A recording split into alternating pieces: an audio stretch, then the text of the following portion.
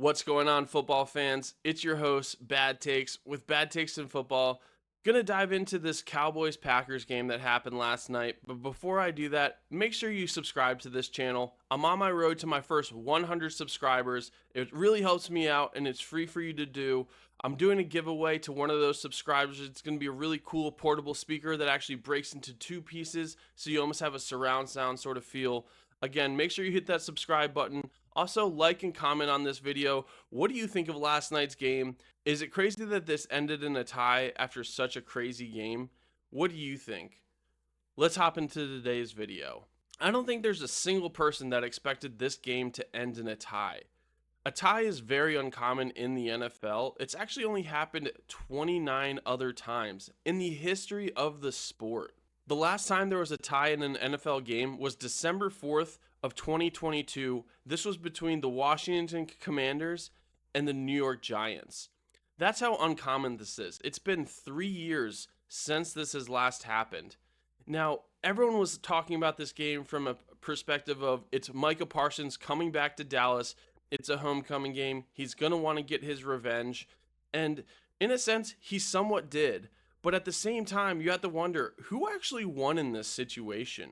Micah Parsons had one sack in the game, but seemingly was a non-factor for the rest of this game.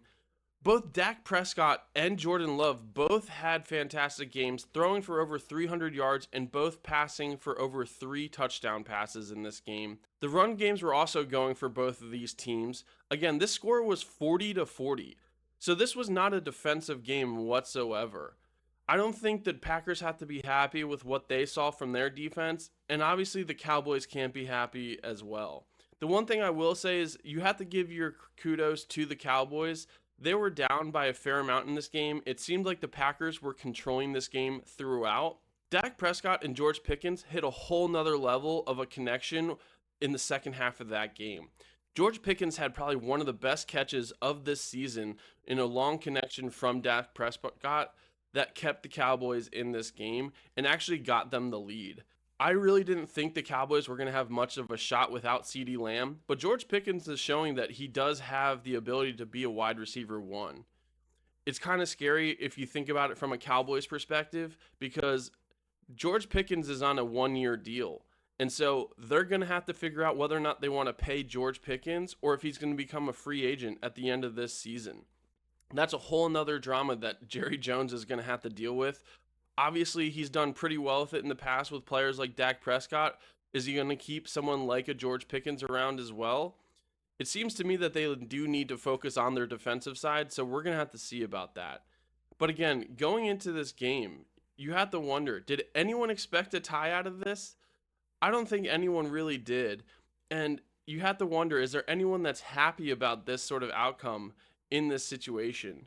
For me, the only person I can think of is Jerry Jones. Jerry Jones was probably so scared of what could potentially happen in this game based off of what people were saying about the fact that he traded Micah Parsons. Josh Jacobs of the Packers did run for 88 yards and 2 touchdowns. So it doesn't look like they did too good of a job when it comes to stopping the run from the Cowboys' perspective. And again, from the other side, Micah Parsons did only have 1 sack in this game and honestly didn't have that much of an impact on the rest of this game. With how high scoring this was and how back and forth it was at the end of this game, I don't think anyone, again, thought that this was going to end up in a tie. Honestly, for me, it almost feels like it's just still unfinished business. In situations like this, sometimes I feel like they got to let them continue to play because a 40-40 game, that's just not how this game should end. There should be rules against something like this because, again, this was such a high-scoring, high-powered offense game. And so for it to end in a tie, it just feels like it does disservice to what we actually watched last night. Last night was a really exciting game. It kept my attention the entire time. Again, both offenses were humming out there. George Pickens had 8 catches for 134 yards and 2 touchdowns. One of the most interesting stats from last night to me is the fact that Jordan Love threw for 337 yards, and he didn't have a single receiver go for over 75 yards in this game. He was passing it around to so many different receivers. In fact, Josh Jacobs was actually his leading receiver in this game. If you had to break it down to what really changed this game, It would probably be the Jordan Love fumble at the end of the first half where the Cowboys were able to recover it and get more points on the board. They actually took the lead going into halftime after, again, seemingly being down and not having a shot in this first half. It went from a 13-0 game to a 13-16 game in a blink of an eye for the Cowboys. What do you think about games like this? Should the NFL find situations where they cannot end these games in a tie? This is going to have playoff implications for the Packers. The Packers having a tie, it means one, they have one less loss, but it also means they have one less win. And so, one way or the other, this tie is going to impact the playoffs, whether it's from a home field perspective or a seeding perspective in general. What do you think of last night's game?